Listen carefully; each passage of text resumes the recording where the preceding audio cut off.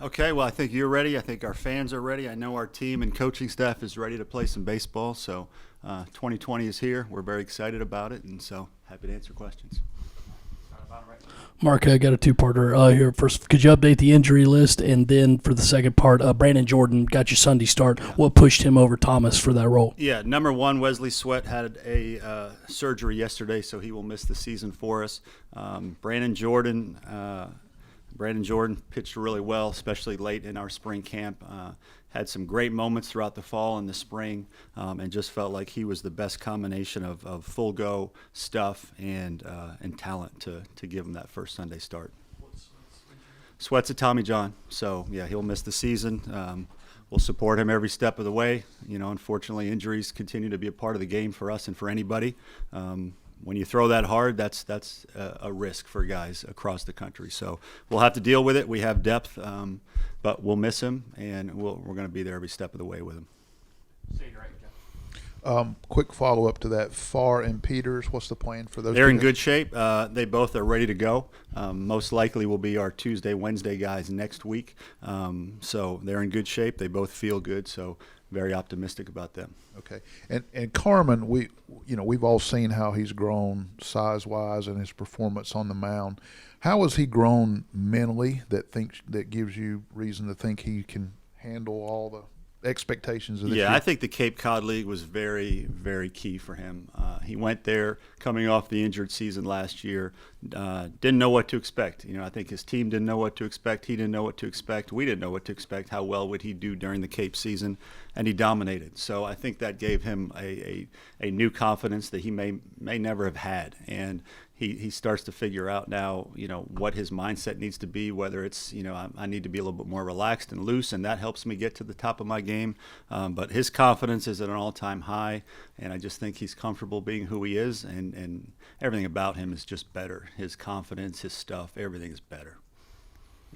Mark, how would you evaluate Farr and Peters, I guess, preseason going into this? Two guys obviously probably knocking off some rust coming back from injury. Yeah, they've been doing that. They've been knocking off some rust, but we've seen fastballs in the low 90s, and they're guys that will be in the mid to high 90s as they get completely back. We're not going to rush them. We're not going to ask them to do too much too early.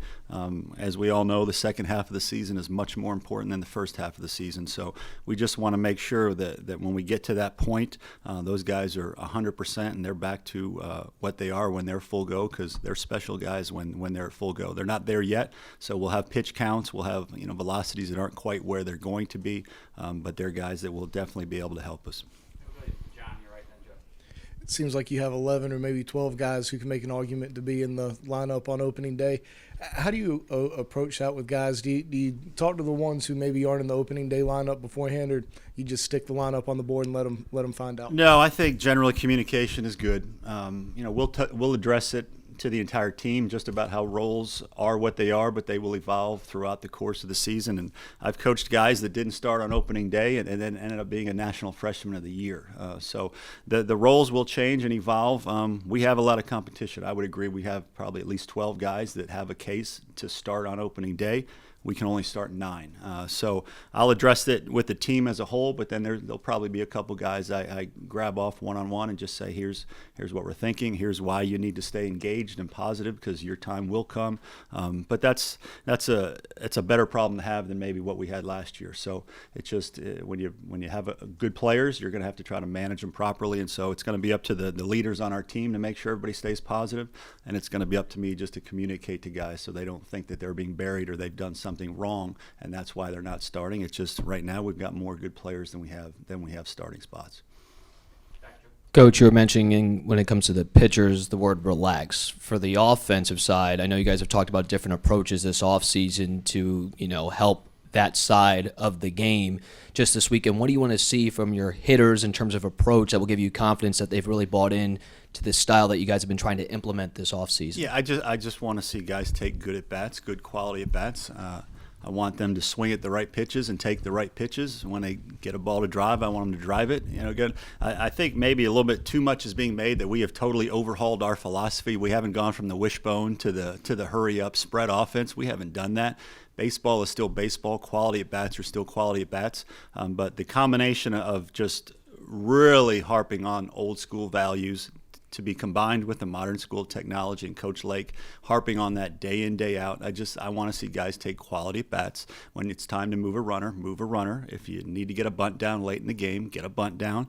When runners are in scoring position, don't get too long and try to hit home runs, because that's the time to just put the ball in play hard and take your RBIs. I just want to see hitters that know what they're doing and are capable of doing it.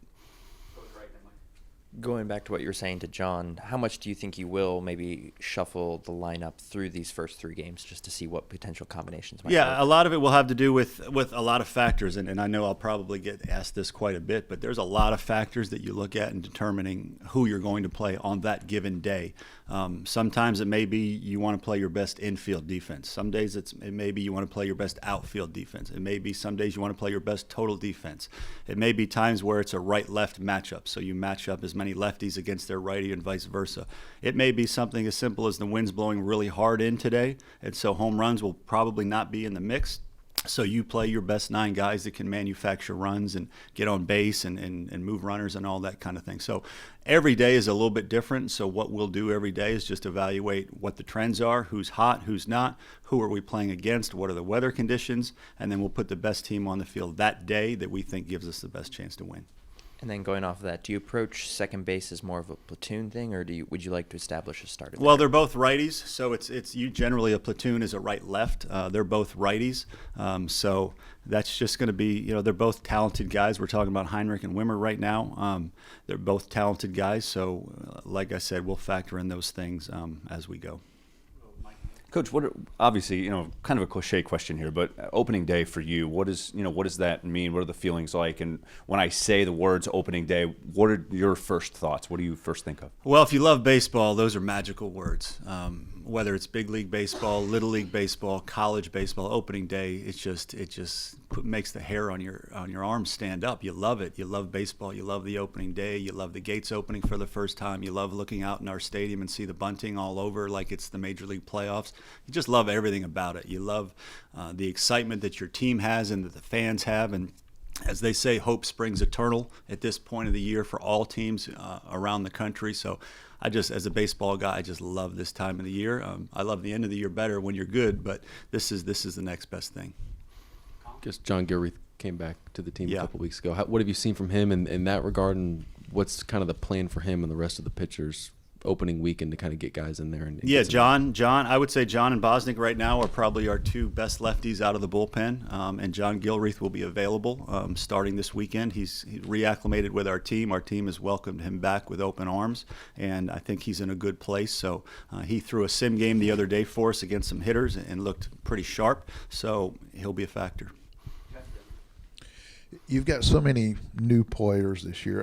I'm just curious as to kind of how they've come together. What's the chemistry like in the dugout and the clubhouse? And has any leaders emerged so far? It's a good group. It's a very low maintenance group, which as a coach, you love low maintenance groups.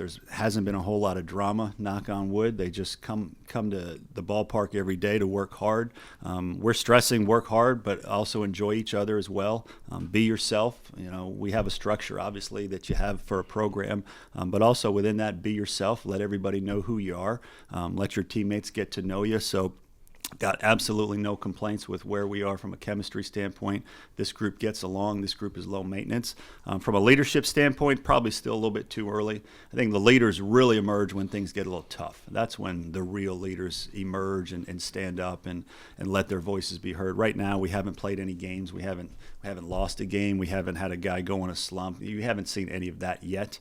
But I think the leaders will emerge as we go. But we have some candidates, probably too many to mention right now. Mark, you just talked about the excitement and the anticipation going into opening day. Unfortunately, you haven't won a season opener here in your 2 years. Thanks for reminding me. Is that more of a downer? Is the disappointment a little more than a normal game just on an because opening of all the day? build-up? Well, yeah, since I've experienced it twice now. I remember both times walking back into the locker room saying, man, 9 months and we lost the first game, of preparation. But as you saw both years, opening day doesn't really tell you how the year's going to go. You want to get off to a nice start. You want to win every game you play. 2 years ago, we lost that opening night, and we were, a few innings from Omaha. So while you want to win the game for sure, for your fans, for your team, in the long run, it has nothing to do with how you end up and if you're in Omaha or not. But we want to win it, of course. You're right here. Just going off that a little bit, what do you expect to see from Carmen opening day, just taking on that role as the Friday night starter? Well, I want him to set the tone.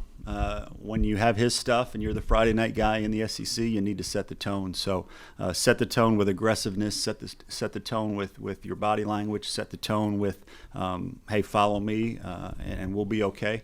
I just want to see him give us a good quality start and set the tone for a weekend and hopefully for a season. Mark, with so many newcomers, I don't want to use the word leash, but baseball, sometimes you got to play through it. How much of a leash will these guys get to maybe play through a bad stretch before you know what they can do? Yeah, again, a lot of it will just have to do with what else is going on, who we're playing, what we're playing, lefty, righty, the stuff we just mentioned before. We've been watching these guys now for 9 months. We've had them here for a long time.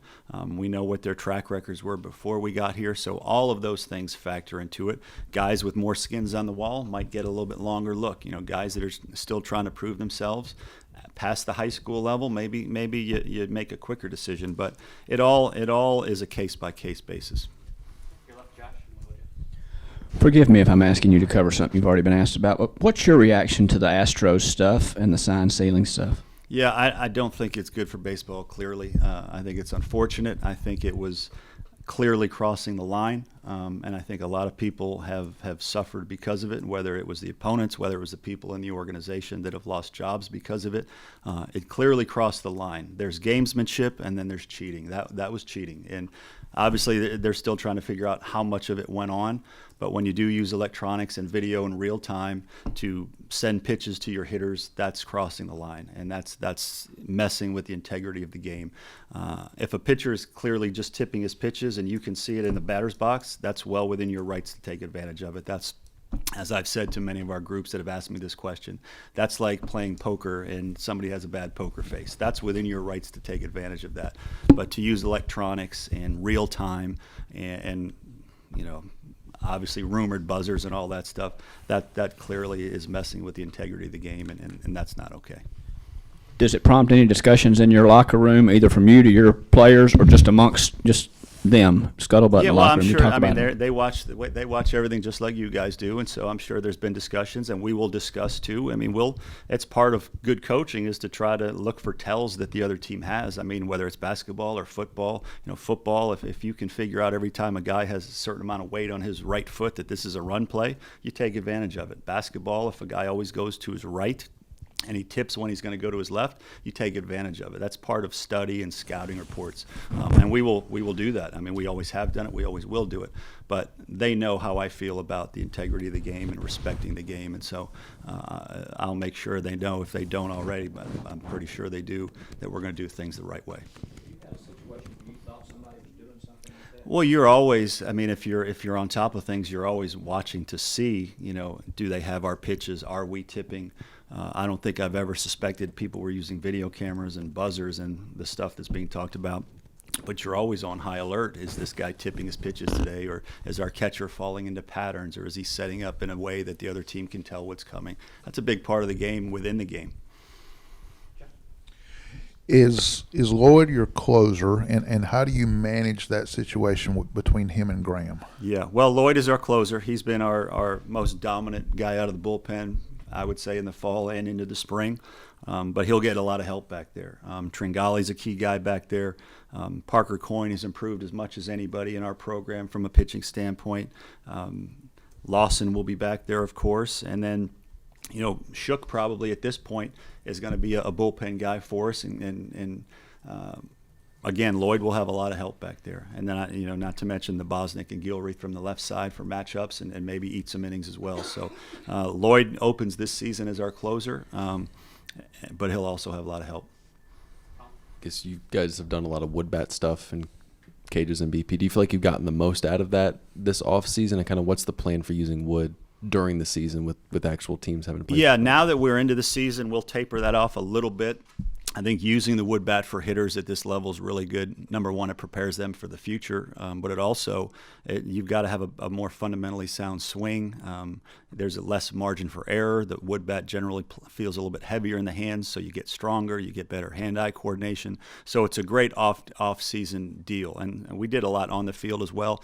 Now, because we take a lot of live reps on the field pregame, and working our way into the season, we're using more aluminum because I want our outfielders to see how does this ball come off an aluminum bat. I want our shortstop to get a feel for what does 105 off an aluminum bat feel like in real time. So it will taper that off in the cages now. They're still more than welcome to use the wood bat whenever they want to. And that'll be a guy-by-guy thing. But I think it's been a really good benefit for us. With George, first, how is he physically? Has he been able to do everything the last couple of days? And how has he changed offensively year over year? Yeah, number one, George is healthy, feels good, ready to go for Friday. And offensively, I think he's a little bit stronger. I think he's a little bit more simple in his physical approach. I think he's more confident because of that. Last year, he had a lot of different things going on and experimenting and trying to make that jump from the JUCO level to this level. I think he's just a simpler, more fundamentally sound hitter, and our hope is that because of that, he has more success, and I think he will. What is the day before opening day like for you as a coach? Ready to get going. Christmas Eve is never as fun as Christmas, so I'm ready for opening day to get here for sure. Coach, can you talk about what Justin Rowe has meant to this program Sure. and kind of the battles that he's going through right now? And have you had any conversations with him recently? I have. I think I probably was one of the first people to find out and talk with him about it. He'll beat this. There's absolutely no doubt in anybody's mind that knows Justin Rowe. He's a gamer. He's a winner. He's tough. He's a grinder. He will beat this. And I just know all of Gamecock Nation sends their thoughts and prayers to him. And we have been in contact, and he appreciates all the love and support that he's been getting from a lot of different people. And we'll stay in close contact with him just to make sure if he needs anything that we can help with it, he'll get that. Sorry if you've already addressed this, but where does Noah Campbell kind of fit in with this team right now? He's one of our best hitters and has been through the fall and the spring, and he'll be a guy that can play multiple positions for us. Some left field, some second base, some third base. Not going to reveal where he'll start tomorrow night. You got to leave something for you guys to find out on opening day. But he'll be hitting in our lineup on a obviously regular basis, and he gives us position flexibility right now, both outfield and infield.